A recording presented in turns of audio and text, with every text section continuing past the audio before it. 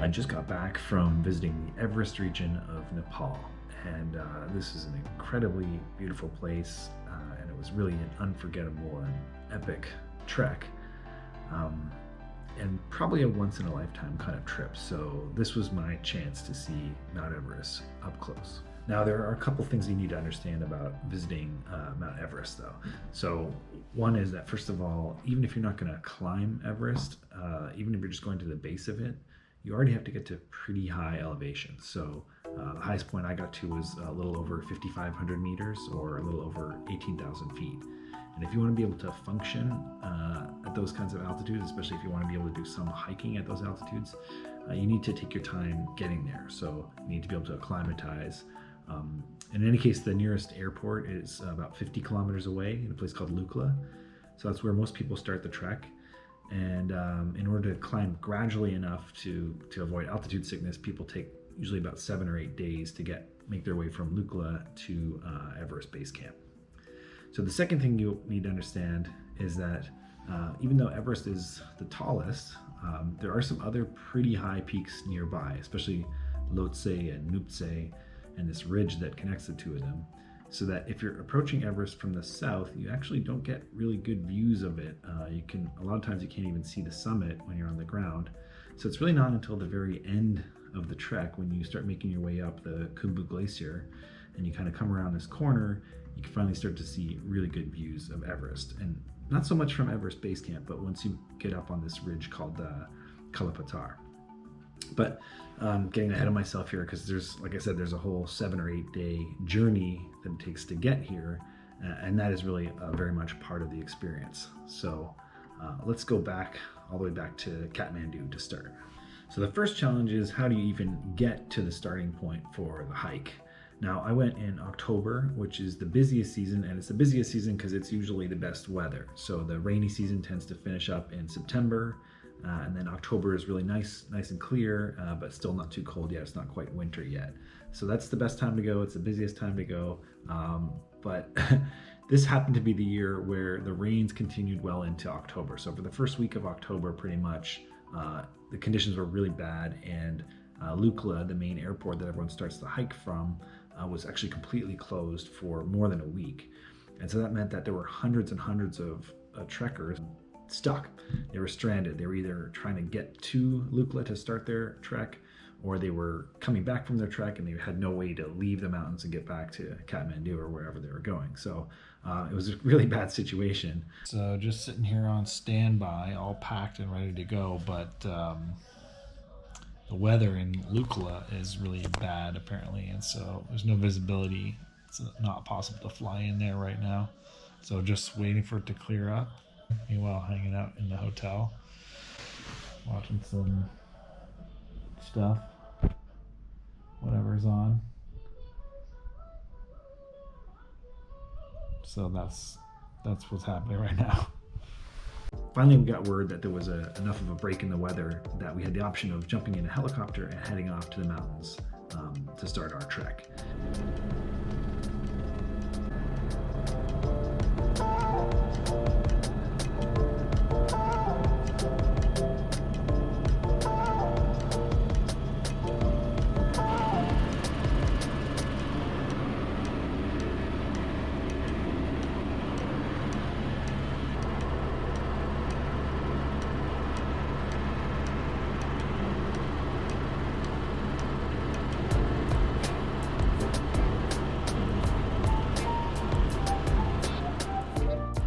Flying in a helicopter over the Nepalese countryside was incredible, it was beautiful, and it was just an amazing experience unto itself.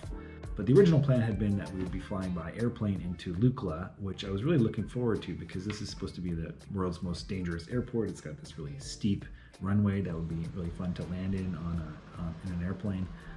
But this modified plan that we had here meant that we would just be flying into a lower village by helicopter instead. So unfortunately I had to miss out on Lukla, but again, it was amazing, the experience of flying by helicopter up to the mountains.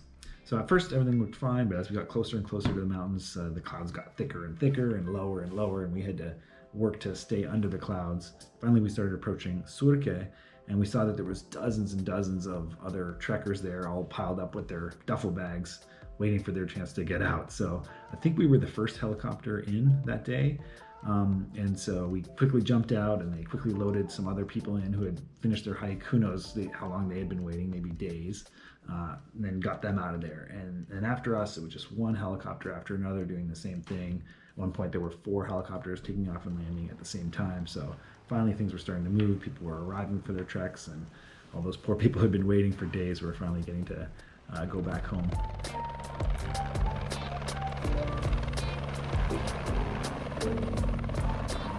So after a quick stop, we just had some tea, and then it was finally time to start the trek. And so we started working our way from Surke to Phakding.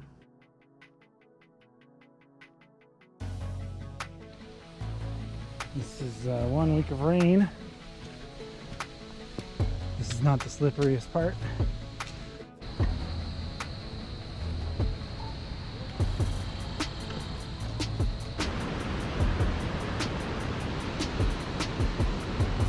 It's very pretty at the flowers here.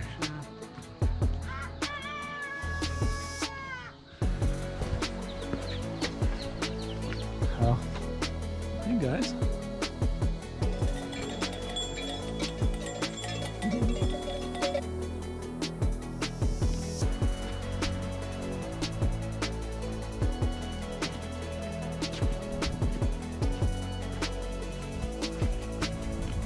Alright, it's going to be hard to really capture the magnitude of this.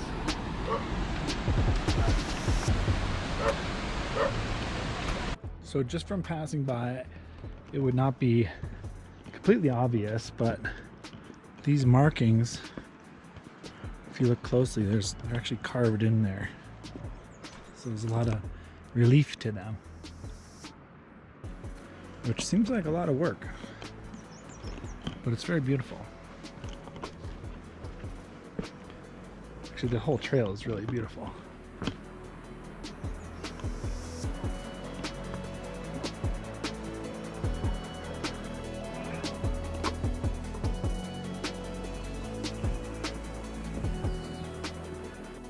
And the next day we had to make our way from Phakding to Namche, which is right up here.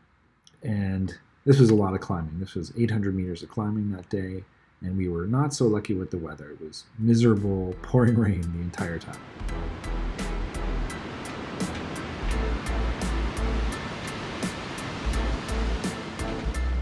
Some parts are pretty steep.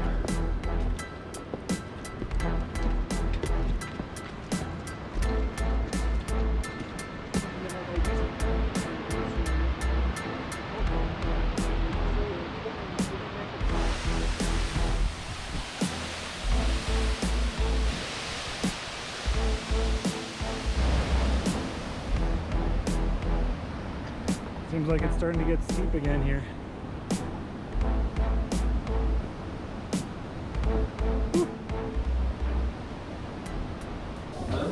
All right, lunchtime. Milk tea setup.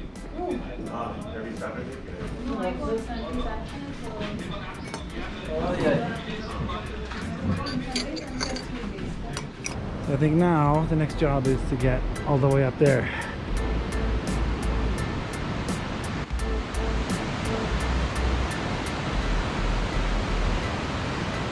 Okay, that part was definitely very steep. Oh, this is a good one.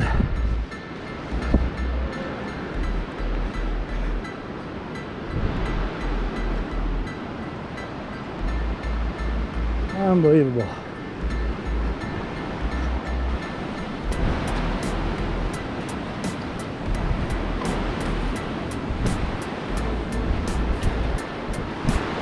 Oh man, look at this.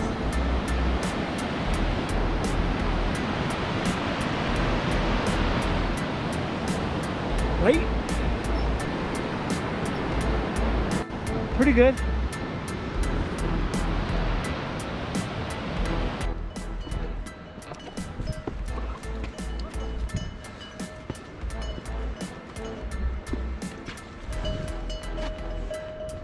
Okay, I'm going for it. Hey, buddy. Another good view.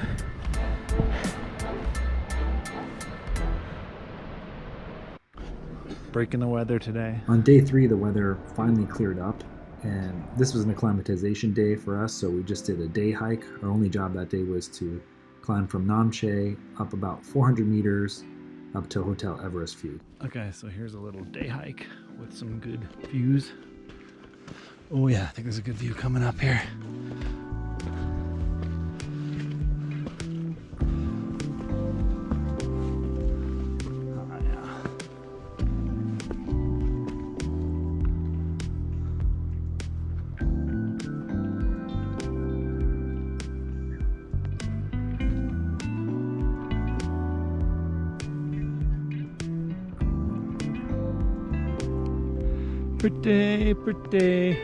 Pretty good. Okay, we've been having some views this way for a while, and they're pretty spectacular. Oh, we're starting to see some views over top of this ridge now too.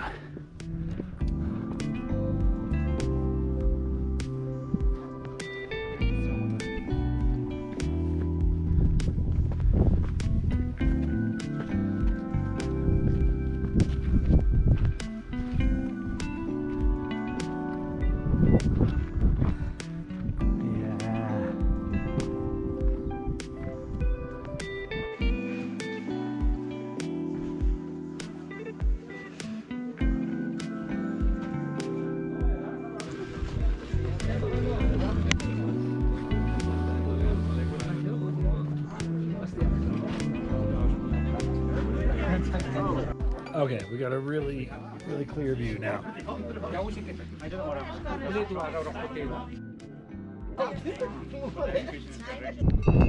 It seems this is about as close as Raj is comfortable letting me get to this yak. Apparently they get nervous and they could stick you with one of those horns if you're not careful.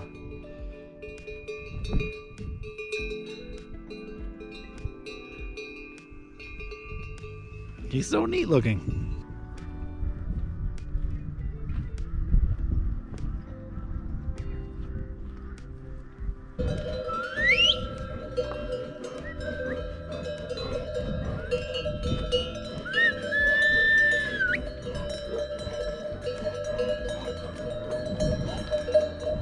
Just managed to get a room upgrade. Here it is.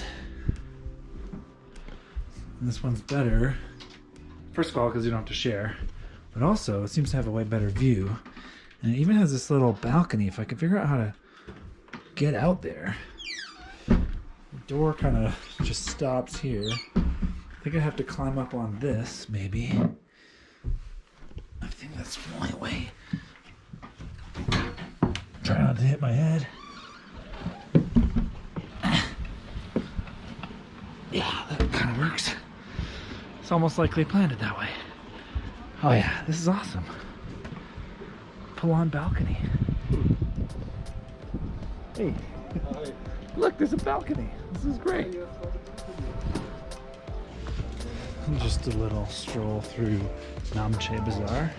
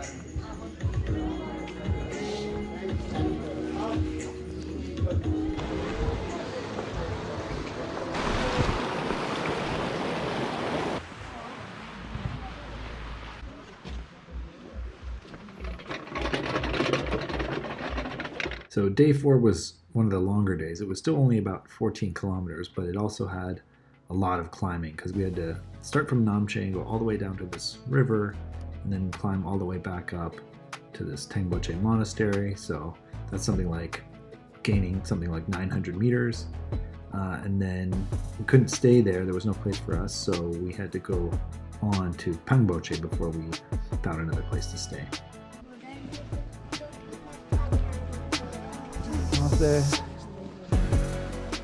So we're in and out of the sun here as it's rising over these mountains. Here's an ox contemplating the universe as he watches the sunrise.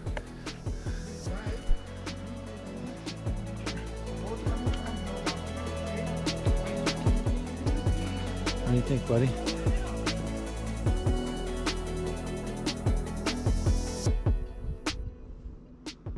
Okay, we came around a corner and now we got a good view of Everest. Very nice and clear today. Let's see. That one.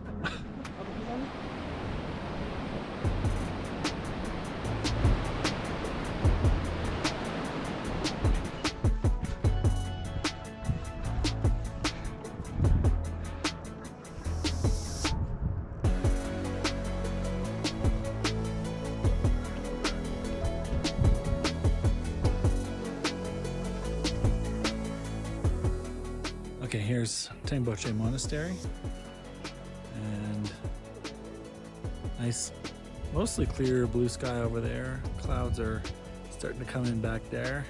There's this beautiful gate behind me. Pretty cool mountains.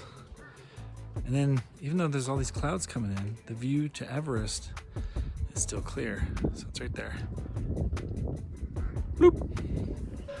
Okay, looks like we got an ox log jam. Oh shit, they're coming for me. Crap.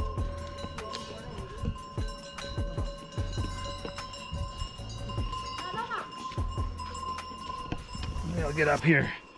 Seems like they probably won't come up here. Shit.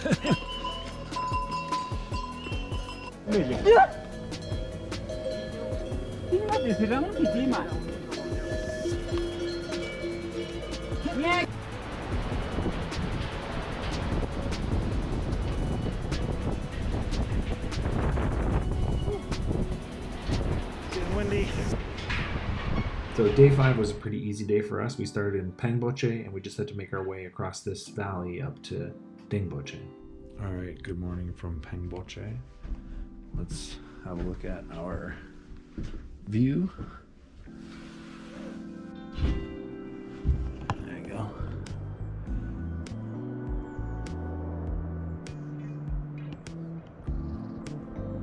Cold but beautiful.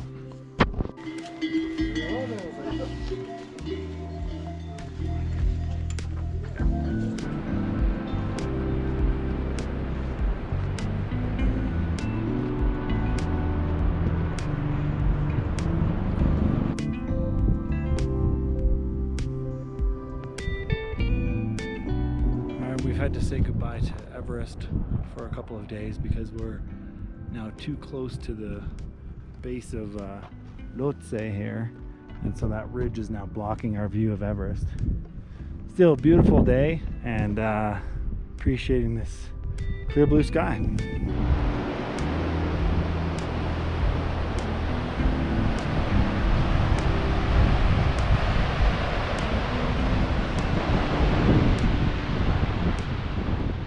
Spent the last hour and a half or something in this amazing cafe. Really pretty good cafe at an elevation of 4,410 meters. I'm going to show you inside. It's so nice.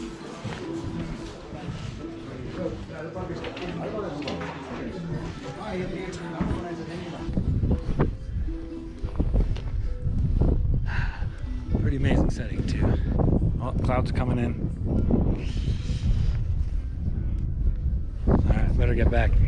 Okay, so we're at 4,400 meters here and we still have kind of Western toilets. And this one place has a sink.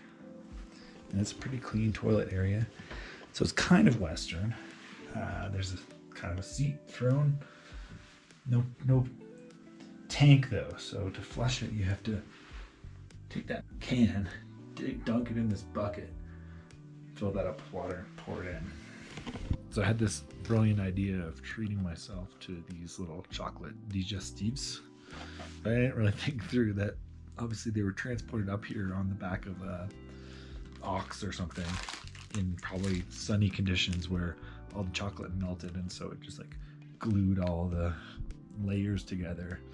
So it's turned out to be quite challenging to eat. Day 6 was one of my favorite days. We started here in Dingboche, right at the base of Alma de Blanc.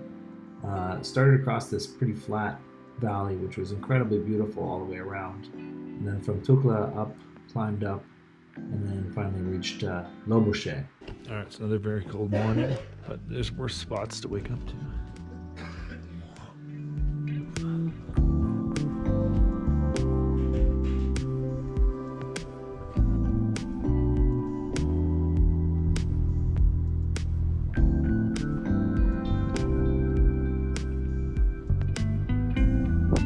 Quite a few more peaks are coming into view now.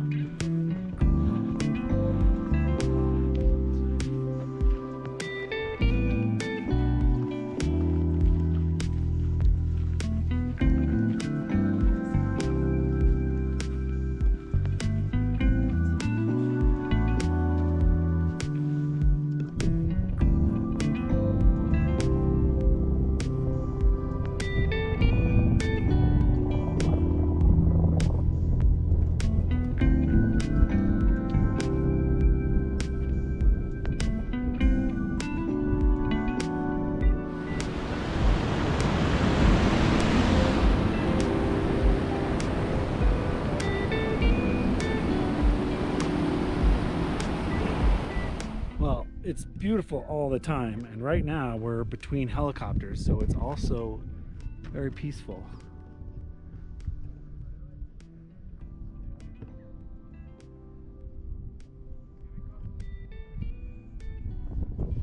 Okay. This is the team? Yeah. Hey. Hello, now we're at the Tukla Pass. Tukla Pass.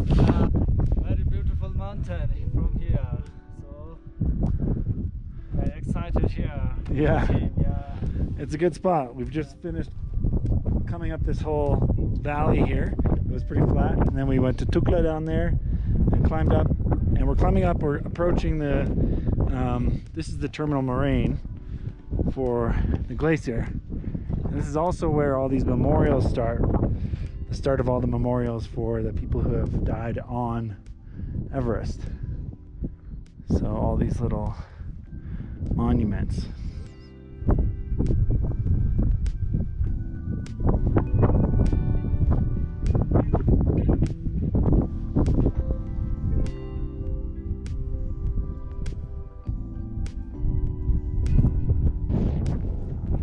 Helicopter.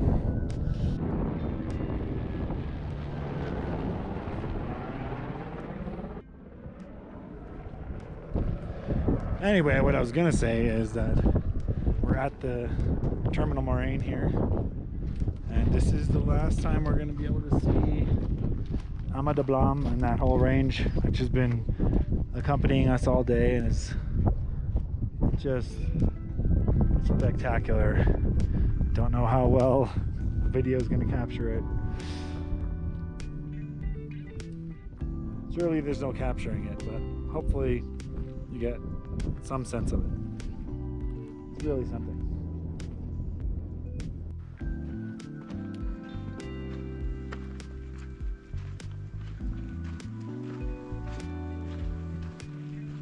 We have to share again this time, but don't worry, we got the super deluxe room. So just prepare yourself. Yeah, right? Huh?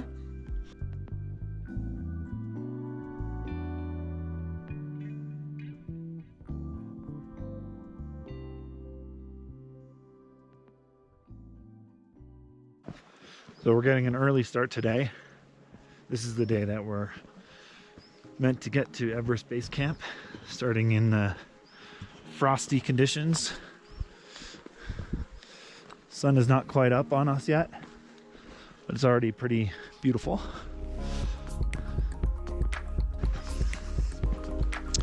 So hope it goes well. Day 7 was the big day. We had to make our way from Lobuche all the way along here to Gorakshep, and then from there we continued on to Everest Base Camp, which is over here. and then made our way back to Gorakshep, had time for lunch, before finally taking the last part of the trek up onto this ridge called Kala Patthar, which is definitely the most challenging part of the whole trek, but also the most rewarding, and the one that really paid off with these just really incredible views.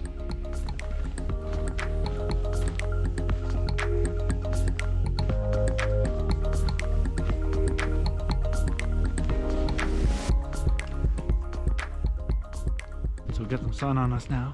That helps. It's a beautiful background. We're now starting to climb this little wall of rock, which from a distance looked, you know, not too bad, but it's definitely looking bigger as we get closer to it. Oh, I think we're getting somewhere here. Wow.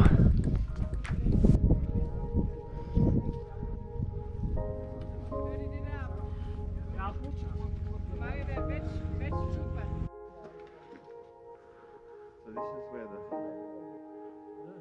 base camp would have been down here, eh?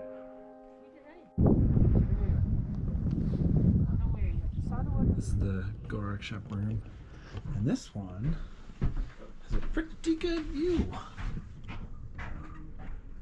We're on our way to Everest Base Camp, leaving Gorakshep. Kutka's taking us up there, and it will be glorious. And then, if we have energy after, we'll try to go up here, Kala Patthar.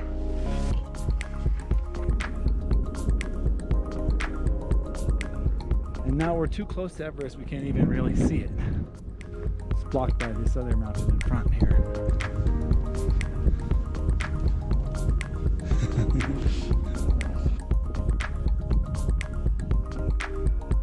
Unbelievable. Okay, Everest has really come back into view now. So base camp will be down here somewhere. There's the Pangboche Ice Fall. There's Everest peeking out between these other mountains.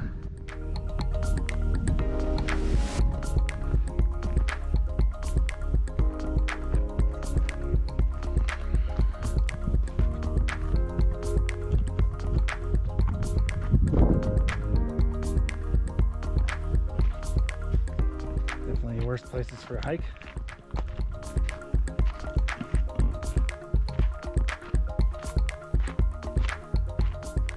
Perspective really changes as you get close to base camp. That Pangboche Ice Fall starts to look more and more imposing. Here it is. There's Everest back there. All right, almost there. I don't know, I assume this is the way. Oh look, people, that's good. Huh. Yeah, some of those rocks shift under your feet. It's interesting. Well, if I fall, at least it'll be documented. People keep telling me I need to slow down. I'm just excited. We're almost there. Hey guys. All right. You made it. Yeah, all right. We'll see you later. And that's it.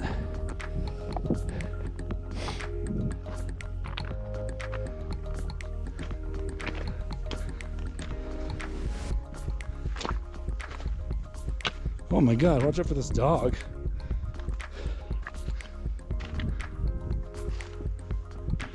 We made it.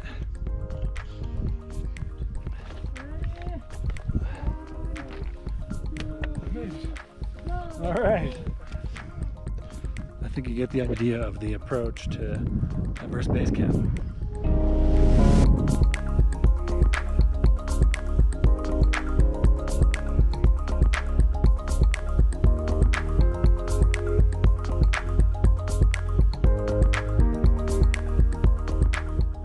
Seems like we beat the rush. We kind of had the place to ourselves, and now it's really filling up. That's because we started early enough to leave time to do something even harder after that. So let's hope we have the energy for it. But yeah, look where we are. Come on.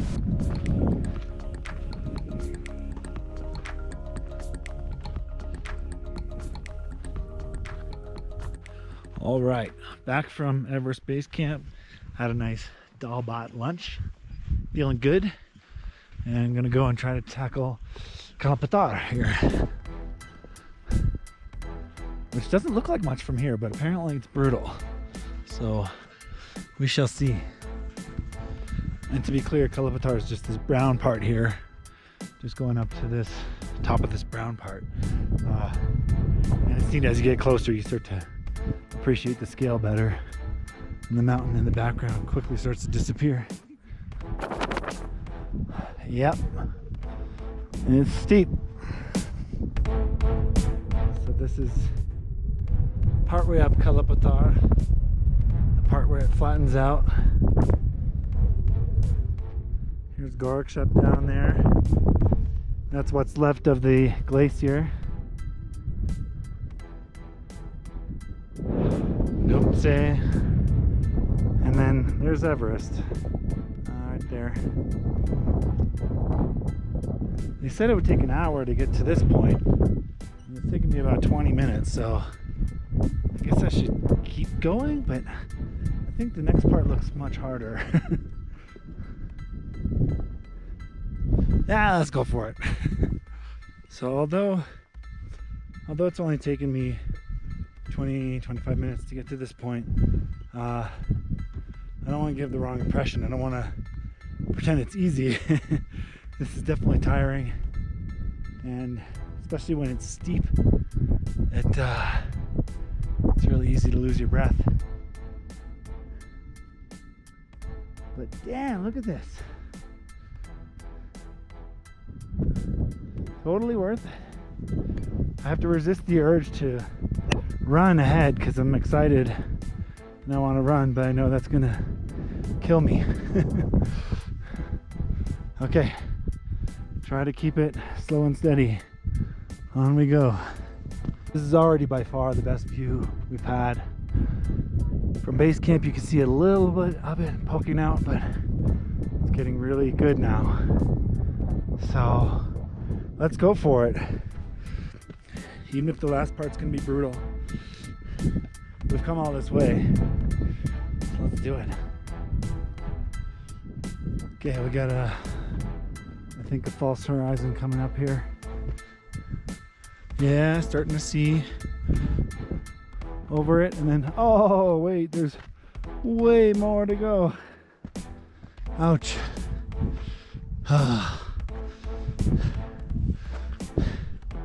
This part's pretty hard. It's true that this last little push is brutal. But look at this. Clouds are starting to come in down there, but we're so lucky. No clouds here yet. Really starting to get a good view of Everest. Oh, Khumbu ice fall down in there.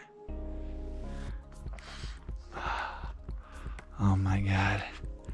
Okay, a little bit more. Oof.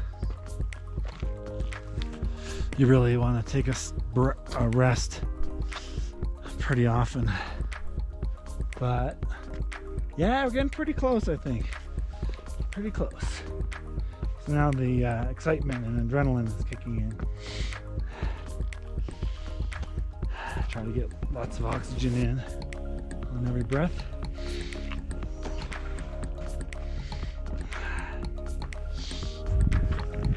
Wow, starting to see into this giant crater on this side too.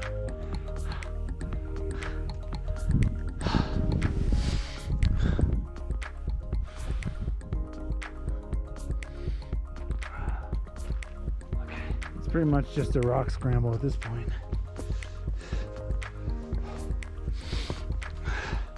Oh, we're high enough now to see a lot more of the glacier.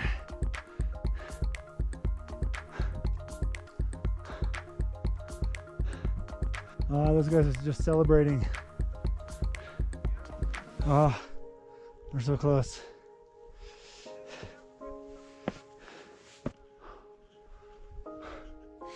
As I said, you feel like stopping every like 10 seconds.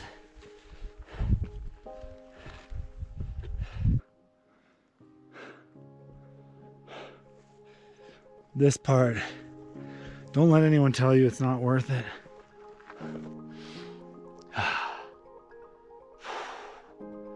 It's hard, but the views are way better from up here.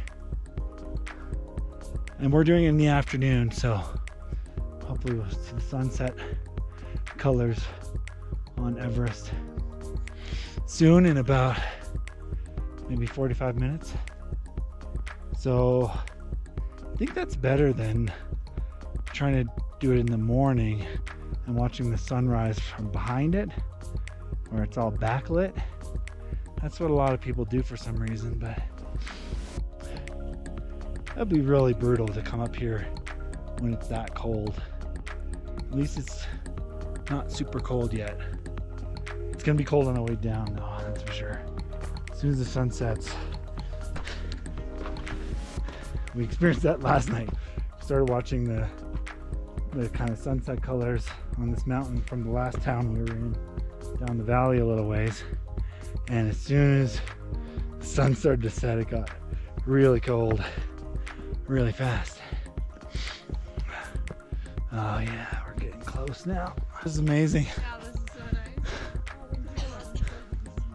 nice. Yeah, I don't take a lot of long videos, but I figure like capturing this whole approach and just like how hard it is.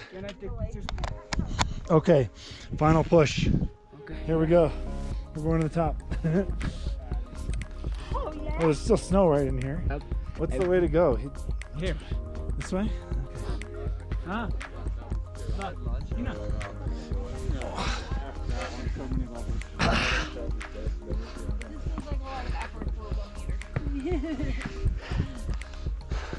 Almost there. Yeah, I know. Oh, it's a little bit painful though. Yeah, I know. Am I okay? I'm gonna go by you here. Be careful. Sorry. Okay? Huh?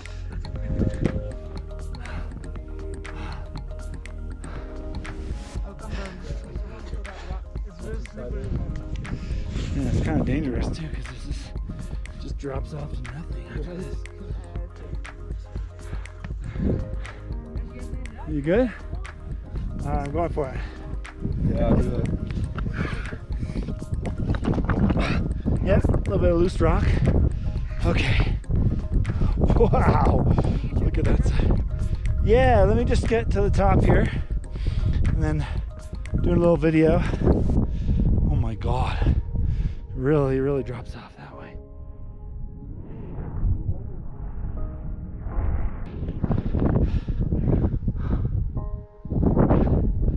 That's it. This is really incredible. It's a little scary though, isn't it? A gust of wind could take you over. Wow. Yeah. All right. Made it.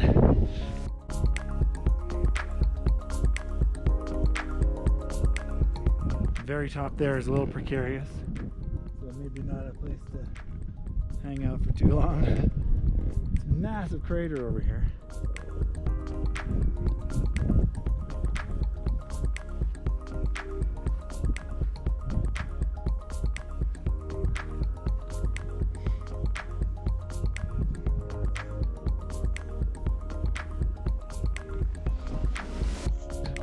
Really big difference coming all the way up here.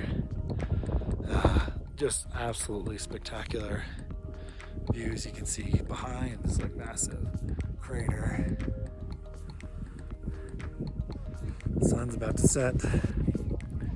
Down the valley, the clouds coming in. Really beautiful.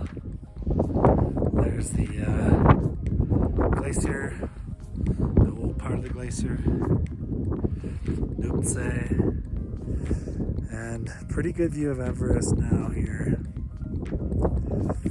Kabu Icefall, and it's just really an amazing place to be.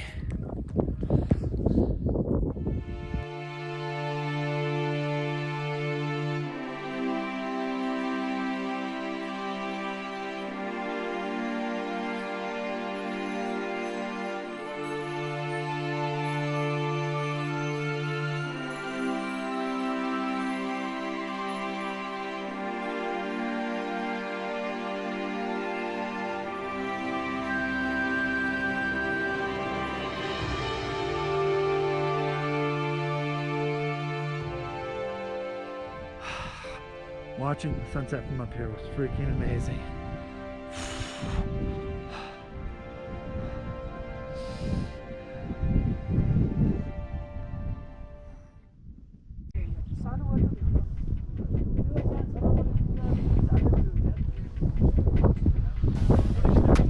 Just waiting for a yellow helicopter. After the trek, I thought it would be cool to fly out by helicopter.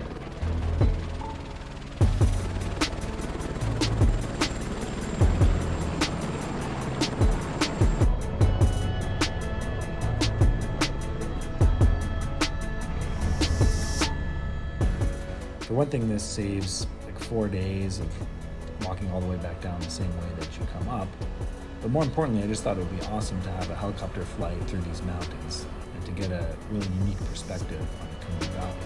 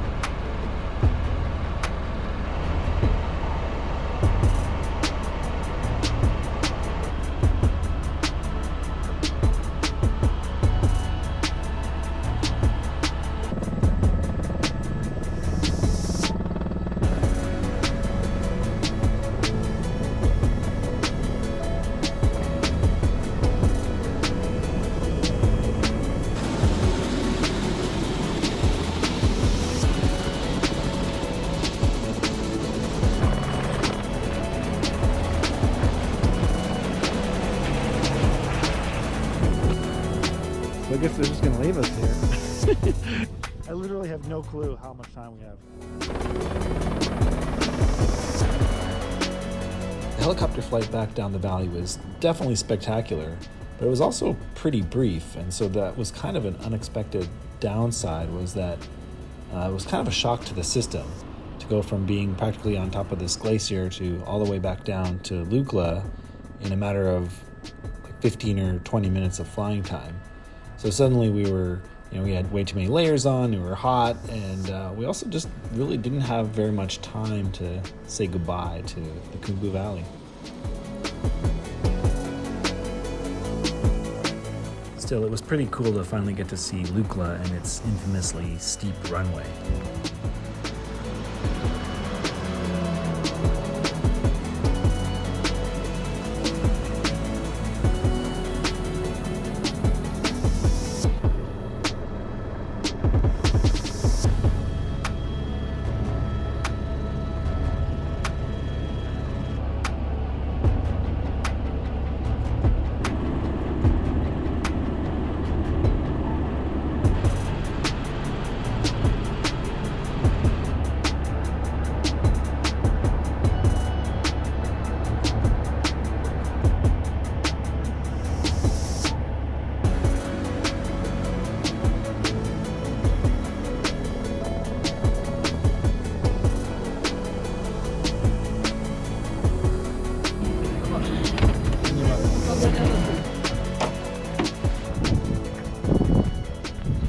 And then just an hour or so later, in an even more shocking contrast to the desolate mountain landscapes, we were back into the chaos of Kathmandu with its traffic and its bustling street markets.